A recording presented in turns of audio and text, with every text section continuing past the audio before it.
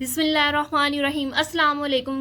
Welcome to SWS learn all only YouTube channel. मुझे उम्मीद है कि आप सब खैरियत से होंगे। आज का हमारा टॉपिक है ionization energy. Very very important topic. इसको एज आपने लॉन्ग करना है, बहुत ज़्यादा इंपॉर्टेंट टॉपिक है लॉन्ग के लिए। ठीक है, फर्स्ट चैप्टर का मोस्ट इंपॉर्टेंट लॉन्ग एक ionization energy, electron affinity and electronegativity. आगे भी होंगे तो मैं आपको ज़रूर बताऊंगी। ये मोस्ट इंपॉर्टेंट लॉन्ग है। आपने इनको किस तरह करना है, इनकी डेफिनेशंस करनी है, इनकी एग्जाम्पल्स करनी, देन इनके फैक्टर्स दिए गए, आपने उनको फैक्टर्स को भी लिखना है, देन आगे उनका पीरियोडिक ट्रेंड है वो भी आपने लिखना है। तो एक पूरा लॉन्ग प्रिपेयर हो जाएगा। Let's start our video. बिस्मिल्लाहिर्रहमानिर्रहीम। Ionization energy. आयोनाइजेशन एनर्जी को समझने के लिए पहले हम एक एग्जाम्पल कर लेते हैं। हमने कोई भी एलिमेंट लिया, सपोज हमने सोडियम लिया, इसके 6.02 × 10⁻23 एटम्स लिए। सोडियम के 6.02 × 10⁻23 एटम्स लिए। इन सब एटम में से एक एक इलेक्ट्रॉन रिमूव कर दिया। जब हर एटम में से इलेक्ट्रॉन रिमूव करेंगे तो इतने ही हमारे पास आयंस बनेंगे, 6.02 × 10⁻23, और इतने ही इलेक्ट्रॉन निकलेंगे। अब ये हमने 6.02 × 10⁻23 की ही क्यों बात की? 6.02 × 10⁻23 एवोगाद्रोस नंबर है। ये इक्वल होता है 1 मोल के। ये इक्वल होता है 1 मोल के। 6.02 × 10⁻23 एक एवोगाद्रोस नंबर है और ये बराबर होता है 1 मोल के। यानी सोडियम का हमने 1 मोल लिया है और हर एटम में से हमने एक एक इलेक्ट्रॉन रिमूव किया, तो हमारे पास आयन भी कितने बने हैं? 1 मोल। एलिमेंट के 1 मोल एटम्स लिए और हर एटम में से इलेक्ट्रॉन रिमूव करना है। हर एटम में से इलेक्ट्रॉन रिमूव करने के लिए जितनी एनर्जी रिक्वायर्ड होगी ना, वो हमारे पास आयोनाइजेशन एनर्जी होगी। हमने किसी भी एलिमेंट के 1 मोल एटम्स लेने और हर एटम में से इलेक्ट्रॉन रिमूव करना है। हर एटम में से इलेक्ट्रॉन रिमूव करने के लिए जितनी एनर्जी रिक्वायर्ड होगी वो हमारे पास आयोनाइजेशन एनर्जी होगी, first ionization energy. Ionization energy को इतना रिप्रेजेंट करने के बाद डेल एच आई और फर्स्ट आयोनाइजेशन एनर्जी, तो उसके साथ फर्स्ट लगा देंगे। इसकी वैल्यू 494 किलो जूल पर मोल। वेरी वेरी इंपॉर्टेंट कॉन्सेप्ट है। पहले हम सिर्फ एक एटम की बात करते थे, लेकिन जो न्यू एडिशन बुक है उसमें 1 मोल की बात की गई है। ठीक, और आपने याद रखना है हमने गैसियस स्टेट में बात करनी। क्यों गैसियस स्टेट में बात करनी? क्योंकि गैसियस स्टेट में हर एटम एक दूसरे से बहुत दूर दूर होता है, यानी उनके दरमियान जो डिस्टेंस है वो बहुत ज़्यादा होता है, दोनों एक दूसरे से अट्रैक्ट नहीं करते, जिसकी वजह से जो उनकी प्रॉपर्टीज़ है वो स्टडी करना ईजी हो जाता है। सो हम पढ़ते हैं फर्स्ट आयोनाइजेशन एनर्जी का। Energy needed to remove 1 electron from each atom in 1 mole of atoms of the element. किसी भी एलिमेंट के 1 मोल एटम्स लेने और हर एटम में से इलेक्ट्रॉन रिमूव करना है in the gaseous state. Gaseous state की बात करनी, to form 1 mole of gaseous 1 plus ions, और आइंस भी हमारे पास कितने बनेंगे? 1 mole, is known as first ionization energy.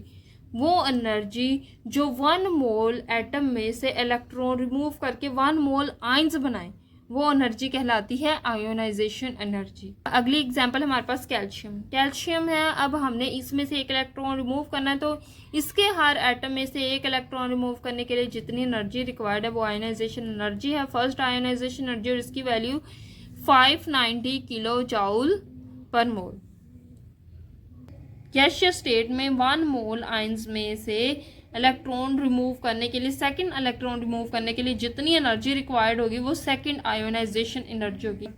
जब किसी एटम में से पहले ही इलेक्ट्रॉन रिमूव कर लिया और उसके ऊपर पॉजिटिव चार्ज हो, तो उसमें से सेकंड इलेक्ट्रॉन रिमूव करने के लिए गैसियस स्टेट में जितनी एनर्जी रिक्वायर्ड होगी ना, वो सेकंड आयोनाइजेशन एनर्जी होगी।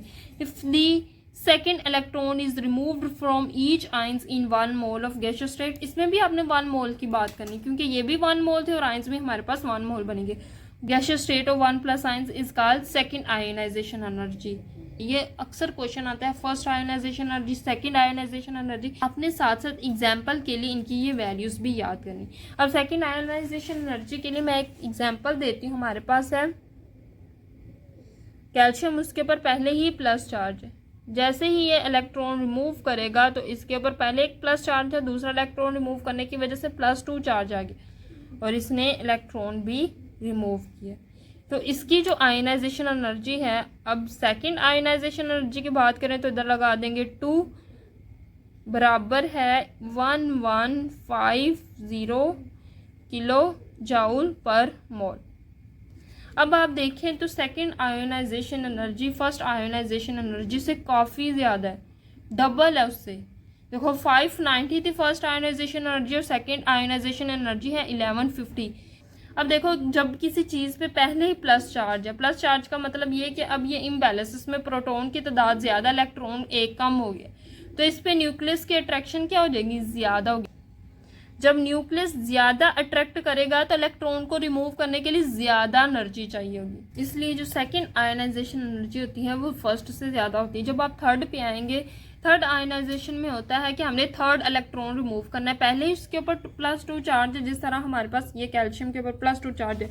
अब इसका 1 मोल लेंगे, इसमें से एक और इलेक्ट्रॉन रिमूव करेंगे, पहले 2 इलेक्ट्रॉन रिमूव हो चुके तो थर्ड इलेक्ट्रॉन रिमूव करेंगे 1 मोल ऑफ एटम से गैसियस स्टेट में होने चाहिए, तो इसके लिए जितनी एनर्जी रिक्वायर्ड होगी ना वो थर्ड आयोनाइजेशन एनर्जी होगी।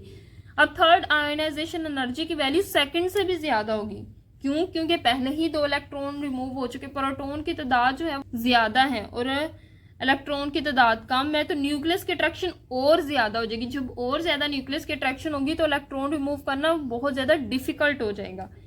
If a third electron is removed from each ion in a mole of gaseous 2+ ions, मोल है और गैशियस है और उसके ऊपर पहले ही +2 चार्ज है, यानी +2 आयन्स है, is called third ionization energy. Third electron remove करने के लिए 1 मोल आयंस इन गैसियस स्टेट, जो एनर्जी रिक्वायर्ड है वो हमारे पास थर्ड आयोनाइजेशन एनर्जी होगी। एग्जांपल ले लेते हैं, जैसे हमारे पास है कैल्शियम, उसके ऊपर +2 चार्ज और वो गैसियस स्टेट में है, इसने इलेक्ट्रॉन रिमूव किया तो इसके ऊपर +3 चार्ज आ गया और प्लस इलेक्ट्रॉन्स आ गए। अब इसके लिए जो आयोनाइजेशन एनर्जी है, चूँकि वो थर्ड है इसलिए थर्ड लिख देंगे, 4940 किलो जाउल पर मोल, 4940, यानी थर्ड इलेक्ट्रॉन निकालने के लिए बहुत ज़्यादा अमाउंट ऑफ एनर्जी रिक्वायर्ड होती है। अब हम आते हैं फैक्टर्स की तरफ, कौन कौन से फैक्टर्स जो हैं वो हमारी आयोनाइजेशन एनर्जी को इफेक्ट करते हैं। न्यूक्लियर चार्ज, अब न्यूक्लियर चार्ज जितना ज़्यादा होगा उतनी ही हमारे पास आयोनाइजेशन एनर्जी जो है वो ज़्यादा होगी, यानी इसका डायरेक्ट रिलेशन है आयोनाइजेशन एनर्जी से। जितना ज़्यादा न्यूक्लियर चार्ज होगा उतनी ही ज़्यादा आयोनाइजेशन एनर्जी होगी।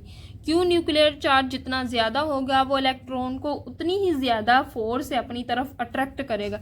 जब वो इलेक्ट्रॉन को अपनी तरफ ज़्यादा फोर्स से अट्रैक्ट करेगा तो इलेक्ट्रॉन का रिमूवल डिफ़िकल्ट हो जाएगा, यानी इलेक्ट्रॉन को निकालना मुश्किल हो जाएगा, और जितनी ज़्यादा मुश्किल होगी उतनी ही ज़्यादा हमें एनर्जी रिक्वायर्ड होगी इलेक्ट्रॉन को निकालने के लिए, और ऑब्वियसली आयोनाइजेशन एनर्जी ज़्यादा होगी। न्यूक्लियर चार्ज ज़्यादा होगा तो आयोनाइजेशन एनर्जी ज़्यादा होगी।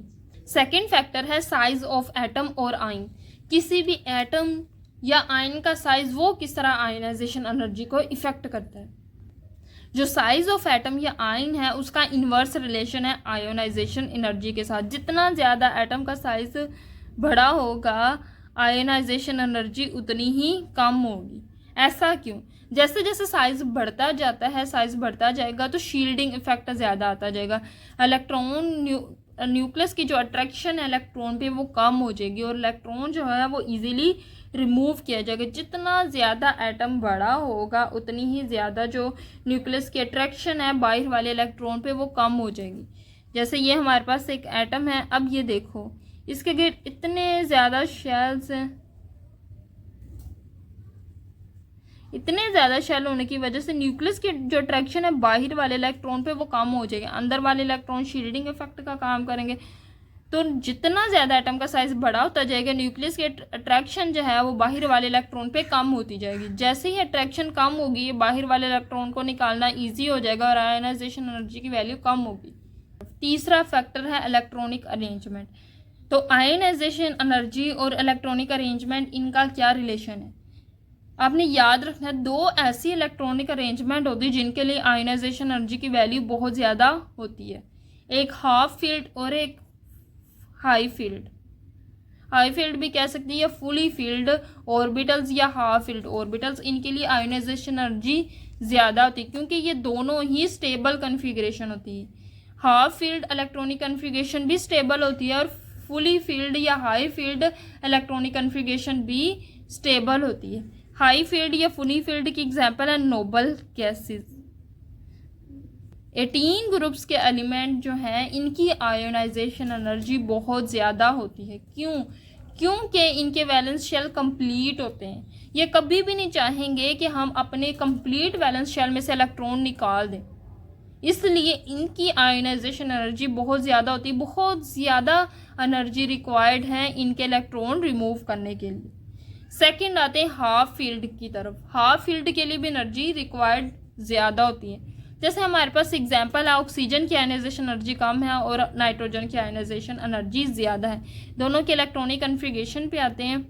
जो नाइट्रोजन है उसके पास होते हैं 7 इलेक्ट्रॉन, जिसकी 1s2 2s2 2p3।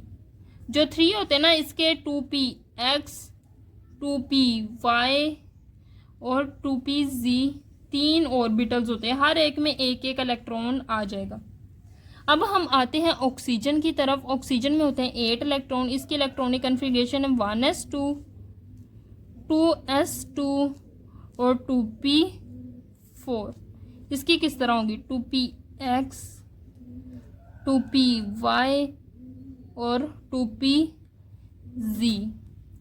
में कितने इलेक्ट्रॉन है 4, तो ये करेगा एक इसको एक इसको एक इसको और दूसरा इसको। 4 इलेक्ट्रॉन इस तरह फिलअप होंगे पी ऑर्बिटल्स में। ये मैं इसको डिटेल से खोल के दिखा रही है, अलग इलेक्ट्रॉनिक कन्फिग्रेशन नहीं, इलेक्ट्रॉनिक कन्फिग्रेशन यहाँ तक, इसको मैंने खोल के दिखाया। अब देखो नाइट्रोजन में 3p में 3 इलेक्ट्रॉन है। p में कितने होने चाहिए 6, लेकिन 6 के कितने हाफ है, यानी ये हाफ फील्ड है। हर एक में एक एक 3 ऑर्बिटल्स होते हैं। p के आपने याद रखें 3 ऑर्बिटल्स होते हैं, हर ऑर्बिटल में 2 आते हैं, इसलिए p में 6 टोटल इलेक्ट्रॉन आ सकते हैं। तो ये देखो हर एक में एक एक आ जाए। जबकि ऑक्सीजन की बात करें तो ऑक्सीजन में कितने हैं 2 2 और 4 8 इलेक्ट्रॉन है, तो p में आ जाएंगे 4। 2 पहले के पास, पहले ऑर्बिटल्स के पास, बाकी दोनों के पास एक एक। अब चूंकि बज़ाहिर हमें देखने से पता चलता है कि ऑक्सीजन की इलेक्ट्रोनेगेटिविटी ज़्यादा है, नाइट्रोजन की कम है, क्योंकि जितने ज़्यादा प्रोटॉन ज़्यादा होंगे उतनी ज़्यादा आयोनाइजेशन एनर्जी की वैल्यू ज़्यादा होगी। लेकिन अगर हम गौर से देखें तो नाइट्रोजन जो है इसकी हाफ फील्ड है और ये ज़्यादा स्टेबल है। हमने बात की जो हाफ फील्ड होते हैं ये ज़्यादा स्टेबल होते हैं। अब ये हाफ फील्ड नहीं है, इसका एक एक्स्ट्रा इलेक्ट्रॉन आ गया px में, ये हाफ फील्ड नहीं है। तो जो हाफ फील्ड होते हैं ना वो ज़्यादा स्टेबल होते हैं। तो हाफ फील्ड रहने में भी पुरसकून है, वो कभी भी चाहेंगे नहीं कि इनका ये एक इलेक्ट्रॉन निकाल के इनको अनस्टेबल कर दिया जाए। तो इसलिए इनका इलेक्ट्रॉन रिमूव करने के लिए एनर्जी ज़्यादा होगी बानिस्बत ऑक्सीजन के लिए। सो नाइट्रोजन की आयोनाइजेशन एनर्जी ज़्यादा होगी बानिस्बत ऑक्सीजन के। शील्डिंग इफेक्ट का भी इन्वर्स रिलेशन है आयोनाइजेशन एनर्जी से। जितना ज़्यादा शील्डिंग इफेक्ट होगा आयोनाइजेशन एनर्जी की वैल्यू उतनी ही कम होगी। शील्डिंग इफेक्ट क्या है, इनर इलेक्ट्रॉन की वजह से आउटर इलेक्ट्रॉन पर न्यूक्लियस की अट्रैक्शन कम होना।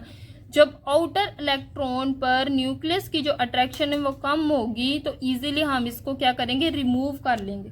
जब इजीली रिमूव कर सकते तो इसकी आयोनाइजेशन एनर्जी की वैल्यू क्या होगी कम होगी। शील्डिंग इफेक्ट ज़्यादा तो आयोनाइजेशन एनर्जी की वैल्यू कम। फैक्टर है स्पिन पेयर रिपल्जन। आपने याद रखना है एक ऑर्बिटल्स है ना उसमें 2 इलेक्ट्रॉन होते हैं, एक इस डायरेक्शन में मूव कर रहा होता है तो दूसरा इसकी ऑपोजिट डायरेक्शन में मूव कर रहा होता है। एक क्लॉकवाइज तो दूसरा एंटी क्लॉकवाइज। याद रखना है एक क्लॉकवाइज मूव कर रहा है इलेक्ट्रॉन तो दूसरा एंटी क्लॉकवाइज मूव। तो क्या हो गया दोनों एक दूसरे को रिपेल करेंगे। देखो दोनों ही एक दूसरे ऑर्बिटल, अब ये देखो ये इधर से आ रहा है ये इधर से आ रहा है, दोनों एक दूसरे को क्या करेंगे रिपेल करेंगे इलेक्ट्रॉन। तो क्या होगा जब ये दोनों एक दूसरे को रिपेल करेंगे तो एक इलेक्ट्रॉन को रिमूव करना आसान हो जाएगा, क्योंकि ये पहले ही लड़ रहे हैं, ये दोनों लड़ाई कर रहे हैं कि तुम निकल जाओ तो तुम निकल जाओ। तो जब इस तरह दोनों के दरमियान रिपल्जन होगी, लड़ाई होगी, तो हम किसी एक को इजीली निकाल सकते हैं। लेकिन कोई ऑर्बिटल है और उसमें एक इलेक्ट्रॉन है जो मूव कर रहा है, तो उसको क्या तकलीफ है कि वो निकले बाहर। को निकालने के लिए आयोनाइजेशन एनर्जी की वैल्यू ज़्यादा होगी बानिस्बत पेयर स्पिन पेयर रिपल्जन की वजह से जो इलेक्ट्रॉन है उसको निकालना इजी हो जाएगा। तो हमारे पास एग्जांपल है क्रोमियम की और मैग्नीज की। अब देखो क्रोमियम में 24 इलेक्ट्रॉन, आर्गोन के 18 होते हैं, बाकी 5 इधर और 1 इलेक्ट्रॉन इधर। अब देखो एस वाले में दोनों के एस वाले देखने, इस एस वाले में एक इलेक्ट्रॉन है, वो इजीली अकेला घूम रहा है, उसको कोई टेंशन नहीं, उसके साथ कोई नहीं है, उसको कोई डिस्टर्ब करने वाला नहीं।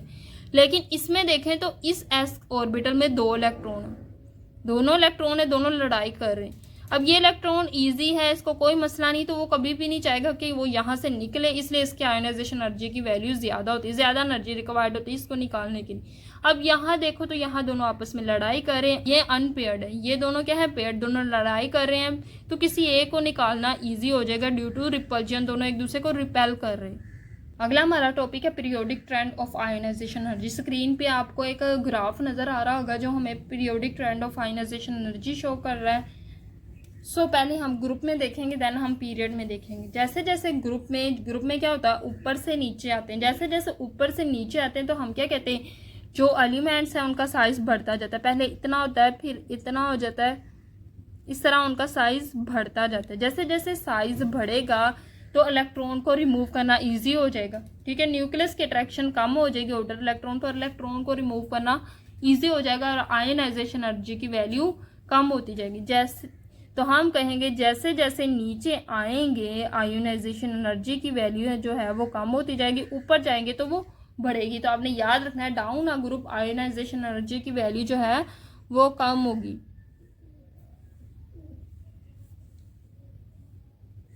क्यों? क्योंकि जैसे ही डाउन द ग्रुप नीचे आते हैं शील्डिंग इफेक्ट बढ़ता है। शील्डिंग इफेक्ट क्या है, इनर इलेक्ट्रॉन की वजह से आउटर इलेक्ट्रॉन पर न्यूक्लियस की अट्रैक्शन कम हो जाना, शील्डिंग इफेक्ट आता है जिसकी वजह से आयोनाइजेशन एनर्जी की वैल्यू जो होती है वो कम हो जाती है। जैसे ये मैंने एक ग्रुप शो किया हुआ है, हाँ ली ने की रब से आगे फरियाद भी आ सकता है। तो देखो लिथियम की आयोनाइजेशन एनर्जी ज़्यादा है, जैसे ही ग्रुप में नीचे जाते हैं तो आयोनाइजेशन एनर्जी की वैल्यू कम होना शुरू हो जाती है। ये वाली जो साइड है ये कम को शो कर रही है, ये जो खुली वाली साइड है वो ज़्यादा एनर्जी को शो कर रही है। तो लिथियम की आयोनाइजेशन एनर्जी ज़्यादा है बनिस्बत सीजियम के, ठीक है। तो down the group ionization energy की वैल्यू कम होती है। अब अक्रॉस अ पीरियड की बात करते हैं। अक्रॉस अ पीरियड हमने बात की थी, पीरियड में क्या होता है, पहले साइज थोड़ा बड़ा होता है, फिर थोड़ा छोटा हो जाता है, फिर उससे छोटा, फिर उससे छोटा, इस तरह पीरियड में जो है वो साइज क्या होता है, छोटा होना शुरू हो जाता है। तो जैसे जैसे साइज छोटा हो गया, न्यूक्लियस की अट्रैक्शन जो इलेक्ट्रॉन पे है वो ज़्यादा हो जाएगी, तो आयोनाइजेशन एनर्जी की वैल्यू बढ़ जाएगी। तो अक्रॉस अ पीरियड जो है वो आयोनाइजेशन एनर्जी ज़्यादा होती है। क्यों? क्योंकि साइज कम होता है, हर साइज कम होने की वजह से न्यूक्लियर चार्ज ज़्यादा होता है। न्यूक्लियर चार्ज क्या होता है, न्यूक्लियर इफेक्टिव न्यूक्लियर चार्ज बढ़ जाता है, इलेक्ट्रॉन पे न्यूक्लियस की अट्रैक्शन ज़्यादा हो जाती है, जिसकी वजह से across a period ionization energy ज़्यादा होती है। अब एक इम्पोर्टेंट पॉइंट है जो आपको समझना है नोबल गैसेस के लिए। नोबल गैसेस के लिए आयोनाइजेशन एनर्जी की वैल्यू बहुत बहुत बहुत ज़्यादा होती है। क्यों? क्योंकि आयन नोबल गैसेस जो होती है ना वो स्टेबल होती है, उनके वैलेंस शेल फील्ड होती है। वैलेंस शेल फील्ड होने की वजह से इनकी आयोनाइजेशन एनर्जी बहुत ज़्यादा होती है और ये कभी भी नहीं चाहेंगे कि इलेक्ट्रॉन रिमूव करके थोड़े अनस्टेबल हो जाए, इसलिए इनकी आयोनाइजेशन एनर्जी की वैल्यू बहुत ज़्यादा होती है। बिस्मिल्लाहिर्रहमानिर्रहीम। अब हम एक्टिविटी 1.4 क्विक चेक करते हैं। इसके 3 क्वेश्चंस हैं, इनको हम करते हैं। पहला क्वेश्चन के ए और बी पार्ट है। Explain with reasoning the following fact about ionization energy. पहला क्वेश्चन है, first ionization of boron is less than beryllium.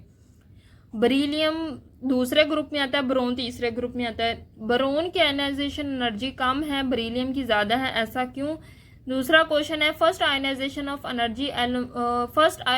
Energy of aluminium is lower than magnesium. Aluminium की आयोनाइजेशन एनर्जी कम है magnesium से, ऐसा क्यों? हालांकि एल्यूमिनियम से और मैग्नीशियम सेकंड ग्रुप से, हमने कहा था कि जैसे जैसे पीरियड में आगे बढ़ते जाएंगे आयोनाइजेशन एनर्जी बढ़ती जाएगी, लेकिन देखें तो मैं ज़्यादा क्यों है और एल्यूमिनियम की कम क्यों है। तो आपने जब भी ये क्वेश्चन आ जाएगा बेरिलियम और बोरोन वाला, तो आपने दोनों के इलेक्ट्रॉनिक कन्फिगरेशन लिख देनी। दोनों के इलेक्ट्रॉन, जो बोरोन है इसके हमारे पास कितने इलेक्ट्रॉन है, 5। बेरिलियम के हमारे पास होते हैं 4 इलेक्ट्रॉन। तो बोरोन के electronic configuration 1s2 2s2 2p1 और बेरिलियम की है 1s2 2s2। अब देखें तो अगर हम पीरियड में देखें तो बेरिलियम पहले आता है और बोरोन बाद में आता है। तो अगर पीरियड के ट्रेंड के हिसाब से देखा जाए तो बोरोन की आयनाइजेशन एनर्जी ज़्यादा होनी चाहिए लेकिन बेरिलियम की कम होनी चाहिए। ऐसा क्यों है कि बेरिलियम की ज़्यादा बोरोन की कम है? अब देखो दोनों की इलेक्ट्रॉनिक कन्फिगरेशन आपको नज़र आ रही है। बेरिलियम की जो इलेक्ट्रॉनिक कन्फिगरेशन है 1s2 2s2, इसके जो वैलेंस शेल है वो ये है। तो इसके वैलेंस शेल के अंदर जो इनर सब शेल है वो सिर्फ ये है, इसका वैलेंस शेल 2 है और उसके भी सिर्फ एस सब शेल में जो बहुत स्टेबल है और इसके अंदर सिर्फ एक इसको शील्ड कर रहा है। इसके अंदर एक ही वैलेंस शेल है 1s2 जो इसको शील्ड कर रहा है और इसके इलेक्ट्रॉन रिमूव करने के लिए बहुत ज़्यादा एनर्जी रिक्वायर्ड है। क्यों? क्योंकि इसकी जो न्यूक्लियस की अट्रैक्शन है वो इस पर ज़्यादा है। लेकिन बोरोन की बात करें तो इसके जो वैलेंस इलेक्ट्रॉन है वो पी में चला जाता है। जो पी में चला जाता है तो 1s2 और 2s2 दोनों ही 2p को शील्ड कर रहे हैं, दोनों ही एज अ शील्डिंग इफेक्ट का काम कर रहे हैं, जिसकी वजह से आपने याद रखना है 2p की एनर्जी ज़्यादा होती है। p जो ऑर्बिटल है इसकी s ऑर्बिटल से एनर्जी ज़्यादा होती है, इसकी एनर्जी ज़्यादा होती है और ये कि ये दोनों इसको शील्ड करें, इसकी वजह से जो न्यूक्लियस की अट्रैक्शन है वो p पे कम होती है और हम इजीली p का इलेक्ट्रॉन रिमूव कर सकते हैं। इसलिए इसके लिए एनर्जी कम रिक्वायर्ड है और इसके लिए एनर्जी ज़्यादा चाहिए। समझ लगी? p ऑर्बिटल की एनर्जी ज़्यादा होती है और अंदर वाले दो सब शेल होने की वजह से अंदर दो, एक 1s2 और दूसरे शेल का 2s2, दोनों ही 2s2 क्या करता है? शील्ड करता है 2p इलेक्ट्रॉन को न्यूक्लियस की अट्रैक्शन से। इसकी वजह से p के एक इलेक्ट्रॉन पे न्यूक्लियस की अट्रैक्शन कम होती, इस वजह से इसको निकालना इजी हो जाता है और इसकी ionization energy, first ionization energy कम होती है एज कम्पेयर टू बेरिलियम। ऐसे ही सेम रीज़न है एल्यूमिनियम के लिए। एल्यूमिनियम के 13 इलेक्ट्रॉन होते हैं, इसकी इलेक्ट्रॉनिक कन्फिगरेशन है ये। मैग्नीशियम के 12 इलेक्ट्रॉन होते हैं, इसके इलेक्ट्रॉनिक कन्फिगरेशन है ये। अब आप देखो तो एल्यूमिनियम में भी इसी तरह है कि इसके अगर मैग्नीशियम में देखें तो इसका वैलेंस शेल ये है। अब इसके जो एस सब शेल है, एस की एनर्जी कम होती है, आपने याद रखना है एस की एनर्जी कम होगी और ये स्टेबल भी होता है, एस सब शेल स्टेबल होता है। इसमें इलेक्ट्रॉन और ये न्यूक्लियस की जो अट्रैक्शन है वो सही, न्यूक्लियस इनको अट्रैक्ट करके रखेगा। इधर एल्यूमिनियम में देखें तो जो इलेक्ट्रॉन है वो p में चला गया, p की एनर्जी ज़्यादा और जो 2s है वो क्या करेगा? 2p को शील्ड करेगा न्यूक्लियस की अट्रैक्शन से, जिसकी वजह से p पे जो न्यूक्लियस की अट्रैक्शन है वो कम हो जाएगी और p से इलेक्ट्रॉन रिमूव करना ईजी हो जाएगा। आप इसी तरह इलेक्ट्रॉनिक कन्फिगरेशन लिखें और जो मैंने रीज़न बताई है वही आपने लिखनी है कि p की एनर्जी ज़्यादा, 2s p को शील्ड कर रहा है इसलिए p का इलेक्ट्रॉन निकालना ईजी हो जाएगा, इसलिए इसकी आयनाइजेशन एनर्जी कम होगी। सेम रीज़न आपने इसी में देनी है। Is observed in ionization energy as you go down, group 3 give reason. अब हमने ग्रुप में बात की, हमारे पास ग्रुप 3 है, स्कैंटियम, येट्रियम, लैंथेनाइड और एक्टिनाइड, ये हमारे पास ग्रुप 3 है। अब आप देखिए हमने ग्रुप में बात की थी जैसे जैसे नीचे आते जाएंगे आयोनाइजेशन एनर्जी की वैल्यू कम होती जाएगी, यानी स्कैंटियम की आयोनाइजेशन एनर्जी सबसे ज़्यादा होगी, फिर येट्रियम की, फिर हमारे पास आएगा ये लैंथेनाइड, फिर हमारे पास आएगा एक्टिनाइड। एक्टिनाइड की एनर्जी, आयोनाइजेशन एनर्जी सबसे कम होगी। तो ये है इसका ट्रेंड। आपने सेम पीछे across the group down group में पढ़ा है कि आयोनाइजेशन एनर्जी डिक्रीजेज होती है टॉप टू बॉटम, तो यही आपने रीज़न लिख देनी और साथ आपने ये ट्रेंड बना देना, ठीक है? तो आपका ये क्वेश्चन क्लियर हो जाएगा। ये थी हमारी आज की वीडियो। मुझे उम्मीद है कि आपका ये कॉन्सेप्ट, ये क्वेश्चंस भी क्लियर हो गए होंगे और आयोनाइजेशन एनर्जी का कंप्लीट कॉन्सेप्ट आपके जहन में बैठ गया होगा। सो वीडियो पसंद आई तो वीडियो को लाइक करें और इस तरह की वीडियोस के लिए मेरे चैनल को सब्सक्राइब करें। दुआ में ज़रूर याद रखिएगा। अल्लाह हाफिज़।